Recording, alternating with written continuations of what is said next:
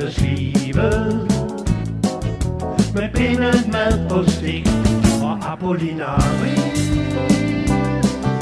I Herlev trives trivsel med velstand på kredit. Vi rejser med Simons bil, når sommeren forbi, så tager vi os ind i en Campari med citron på vor lille lyseblå balkon. Vi bor i hjem med den nyeste smag, fra møblernes tit til den fjerneste klag. Fra fisches i stjernen spredes en duft af syntetiske roser